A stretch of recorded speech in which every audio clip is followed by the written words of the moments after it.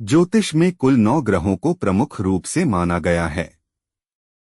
इन सभी ग्रहों का अपना अपना प्रभाव व फल होता है। इन्हीं में से एक है राहु, जिसे दैत्य सेनापति भी कहा जाता है।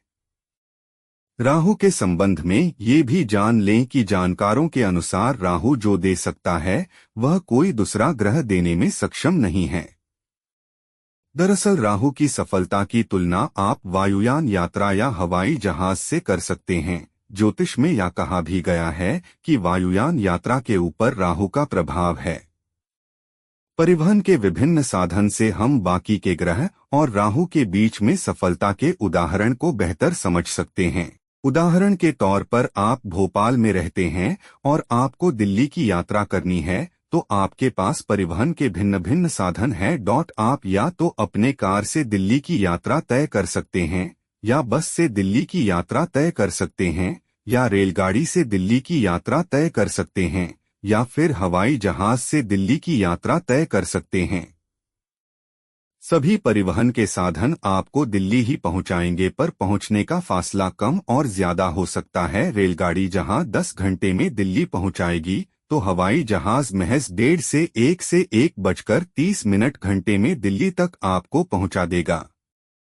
अब एक और मिसाल को समझते हैं। अगर आपको दिल्ली से न्यूयॉर्क की यात्रा तय करनी हो, तो दुनिया का ऐसा कोई परिवहन नहीं जो आपको सीधे न्यूयॉर्क तक पहुंचा दे सिवाय हवाई जहाज के, क्योंकि दिल्ली से अमेरिका के बीच में जमीन व समुद्र दोनों को पार करना पड़ता है, और किसी एक परिवहन से आप जमीन व समुद्र की यात्रा तय नहीं कर सकते हैं।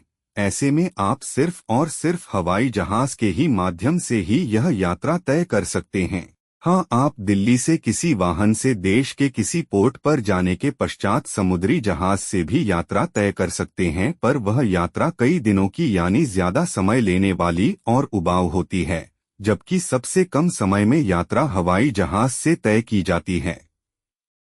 अब ग्रहों के द्वारा इस उदाहरण को समझते हैं। आपकी कुंडली में बैठा राहु वही हवाई जहाज है, बाकी के ग्रह वही यात्रा 10 घंटे में तय करेंगे, तो आपकी कुंडली में बैठा राहु उस यात्रा को महज 1 घंटे में तय कर देगा। आपके पास 1.5 करोड़ की मर्सिडीज हो, पर चलना उसे रास्ते पर ही है, और रास्ते में चलने के दौरान उसकी गड्ढे मिलेंगे, पत्थर मिलेंगे, ट्रैफिक जाम मिलेगा। आपकी कुंडली में कई राजयोग कारक ग्रह, चाहे वह शुक्र हो, गुरु हो, बुध हो, वहीं 1.5 करोड़ की मर्सिडीज है। वह अपनी गति से ही चलेगा, क्योंकि वह चलेगा अपनी रफ्तार से ही, और सड़क पर ही चलेगा, जिसमें उसे ट्रैफिक जाम, गड्ढे मिलेंगे ही। और आपकी कुंडली का राहु हवाई जहाज है, जो सीधे आसमान में चलेगा, उसे ना ट्रैफिक की चिंता, ना रास्ते में गड्ढे का चिंता, और आपकी गंतव्य को चंद घंटे में पूरी करेगा, जिसके बारे में बाकी के ग्रह सोच भी नहीं सकते हैं। आप शोध में देखिए, जितने भी व्यक्ति जो असंभव कार्य किए हो, चाहे आईआईटी जैसी परीक्षा उत्तीर्ण की हो, चाहे यूपीएससी जैसी परीक्षा पास करके कलेक्टर बने हो, चाहे क्रिकेट में सफल खिलाड़ी बने हो, चाहे फुटबॉल के सफल खिलाड़ी बने हो, चाहे बहुत बड़े व्यापारी बने हो, चाहे बहुत बड़े संगीतकार बने हो, चाहे राजनीति के क्षेत्र में शीर्ष स्तर पर हो, सबकी कुंडली में राहु की महादशा में ही उन्होंने यह सफलता हासिल की है। अब हर पक्ष की नेगेटिव स्थिति भी जाने। अगर दुर्घटना कार से हो, रेल से हो, बस से हो, तो शायद आप बच भी सके, पर दुर्घटना हवाई जहाज से हो तो शायद बचने की संभावना नाम मात्रा के भी न हो। यानी हवाई जहाज की यात्रा भले ही सुविधादायक होती है, पर रिस्क भी हाई होता है। आपकी कुंडली में भी राहु अगर योग कारक हो, उसकी महादशा चल रही हो, तो एक लड़ाई, एक युद्ध के लिए आप तैयार हो जाएं, और यकीन मानकर चले कि आप कुछ विशेष करने वाले हैं, या ईश्वर ने कुछ विशेष कार्य के लिए आपको इस पृथ्वी पर भेजा है, जिसकी दायित्व आपकी कुंडली में राहु निभाएंगे, और राहु की महादशा में आप इतिहास रचेंगे। राहु संघर्ष बुरी तरीका से देता है और संघर्ष देकर तोड़ देता है। इतना संघर्ष कि उसके बाद सफलता की कोई खुशी ही आपके मन में ना रह जाए। आपकी सफलता का दुनिया जश्न मना रहा हो पर आप बिल्कुल गंभीर होकर नम आंखों से अपने बुरे दिन को याद कर रहे हो। सफलता दिलाने के बाद राहु शोर नहीं करता, वह गंभीर बना देता है। पर राहु की महादशा में एक गुण को हमेशा याद रखें, आपने अपनी योजनाओं को गुप्त रखना है। आपने अपनी योजनाओं को गुप्त रखना सीख लिया तो राहु सफलता के शिखर पर पहुंचा देगा। योजना का ढिंढोरा पीटते ही वह कार्य को राहु ग्रास कर लेता है। बचपन में एक कहानी टीवी पर आती थी, विक्रम और बेताल। विक्रम एक साहसी और निडर राजा था, जिन्होंने अपनी बुद्धि के बल पर पूरे भारत में राज किया। इसी पराक्रम और साहस के बल पर एक योगी ने राजा से वचन लिया और राजा ने उस वचन को निभाया।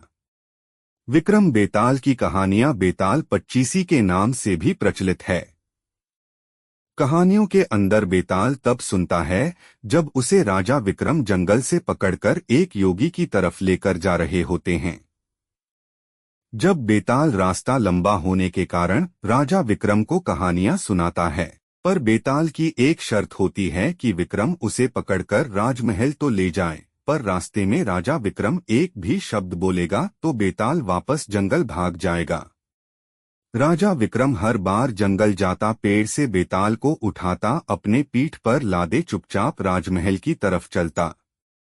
इसी क्रम में बेताल विक्रम को एक कहानी सुनाता और कहानी सुनाने के दौरान बेताल राजा विक्रम को कहानियों में ऐसा उलझा देता कि राजा विक्रम शर्त भूल जाते कि शर्त यह है कि उनको चुप रहना है।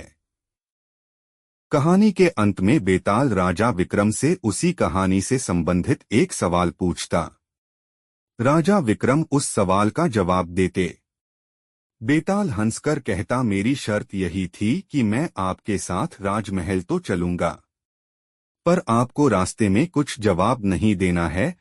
आपने फिर जवाब दिया और यह सुनकर बेताल वापस जंगल भाग जाता। राहु भी वही बेताल है, अपनी महादशा में इतनी बड़ी योजना देगा कि आप फुले नहीं समाएंगे। और राहु की शर्तें वही है कि आपने चुप रहना है। आप जहां जवाब देंगे योजनाओं का ढिंढोरा पीटेंगे। राहु योजना को लेकर वापस भाग जाएगा और आप शून्यता पर बैठ जाएंगे। राहु की लड़ाई आर या पार की होती है, या सफलता के इस पार या असफलता के उस पार, या तो आर या तो पार।